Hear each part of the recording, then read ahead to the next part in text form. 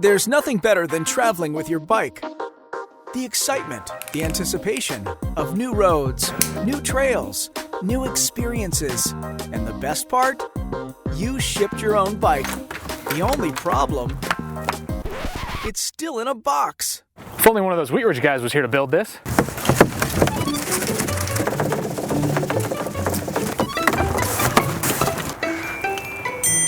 Yeah, that ain't gonna happen.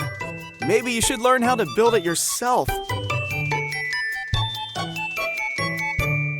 Hi, this is Nate from Wheat Ridge Cyclery. Just wanted to make a quick video, show you guys how to unbox your bike and build it back up after we've shipped it for you. Make sure everything's safe and get you out riding as quick as possible. Because there are some fundamental differences between mountain bikes and road bikes, we've brought along both a road bike and a mountain bike to demonstrate some of the differences. We've also decided to do this in a garage to demonstrate just how easy it is for you to reassemble your bike on your own. First thing you want to do when you receive the bike box is open it up and give the bike a good inspection. Take a look at the outside of the box, make sure that there's no damage before you actually open it up and take a look at the contents inside. Once you've had a look at the outside and the inside of the box, as long as everything looks good, begin to take the bike out, starting with the loose bits and pieces that are inside. Saddle and seat post will always be loose, and you may have room to put in a helmet or some shoes and take those out as well. Once you've got those out, the bike will come out relatively in one piece with the wheel and the handlebars attached. At this point, we're ready to start reassembling the bike, so it's a good idea to make sure you have the appropriate tools on hand. Some snips to cut the zip ties will make your life a whole lot easier. A pedal wrench, one of these three types, will be the most appropriate for the types of pedals that you have. And then some basic Allen keys to do your final assembly. Certain carbon parts will require the use of a torque wrench, two different types I have here. To prevent any damage to the frame or the front wheel is attached to the bike itself inside the box. First thing we want to do, remove the wheel from the rest of the frame by cutting the zip ties holding it in place, and then we have to make sure that we carefully remove the crank arm from the wheel as we take the wheel off and away from the bike. After the front wheel has been taken off of the rest of the bike, we can begin to take the rest of the packaging off. Handlebars will be attached to the frame, so make sure we get those loose. And now what we can do is just carefully take all the rest of the packaging off, saving it for the next time we need to ship the bike.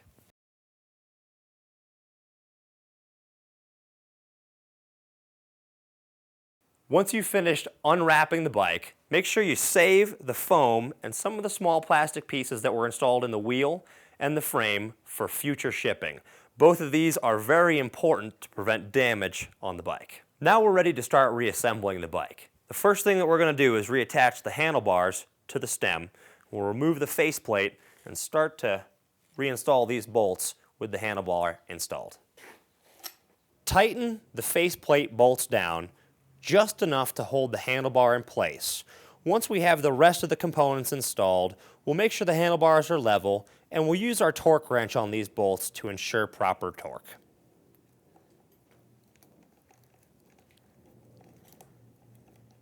Next, we'll reattach the front brake. Most cases, we need to remove the front brake to get the bike into the box, so you will need to reassemble the front brake. Take off the front brake bolts, leaving the washer on the brake itself. The brake will run through the front, and the bolts will go in the back side of the fork, just like so. Just get this loosely attached, as we will adjust this once the front wheel is in. Next, we want to install the front wheel, so take your front skewer, make sure you have a spring on either side of the hub, and put the skewer through. Next, bring the wheel over to the frame and install the wheel into the front fork, noting that the brakes are still going to be loose, so you want to make sure you have the wheel well centered before you begin tightening down the quick release. Now we want to finish installing the front brake, remembering that it is still loose on its mount. We want to make sure that the brake pads have even clearance on either side over the rim, so we'll rotate the brake on its mount until we have a nice even clearance on either side, and then we'll finish by tightening down the brake one last time. Now that we've got the front wheel and the front brake installed, we'll come back and level and center the handlebar. Make sure the handlebars are nice and level for your hands and that the bar is centered in the stem. This particular type of torque wrench is a preset torque wrench that does only 5 Newton meters. Torque wrenches like this are very easy to find and a great way to travel, but if you have a bike with different torque ratings, you will need something a little bit more versatile. For this particular application, this one will work great, and we'll go around the faceplate, making sure that all the bolts have been equally and evenly tightened, tightening across the faceplate to make sure that the faceplate is evenly snugged against the handlebar. Now we'll reinstall the seat post in the frame. A good thing to do before you have the bike shipped is to put a little mark on the seat post to indicate what your appropriate saddle height is. If you've done that, you can put the saddle exactly where it needs to be. We'll snug the saddle back up and make sure that the saddle is straight in terms of the frame. Most bikes, especially ones that are carbon or maybe have a carbon seat post, will require the use of a torque wrench on this bolt. Lastly, we'll install the pedals. The important thing to remember on the pedals is that the right side pedal has a normal clockwise thread, righty-tighty, and the left pedal has a counterclockwise thread, left to tighten. This guarantees that you can only get the left side pedal on the left side and the right side pedal on the right. One other important thing to note is the style of wrench that you will need to reinstall it. Some pedals use a pedal wrench on these flats right here above the threads, or they'll use an Allen key on the end. It's important to figure that out before you get the bike boxed up and you head off on your trip. When you're putting the pedals back in, start by getting the pedals threaded into the end of the crank, and once you get the pedal started, you can actually just hold on to the pedal itself and rotate the crank arm backwards, and that will screw the pedal into the crank arm. Once you've got it finger tight, come in with your pedal wrench and snug the pedal down.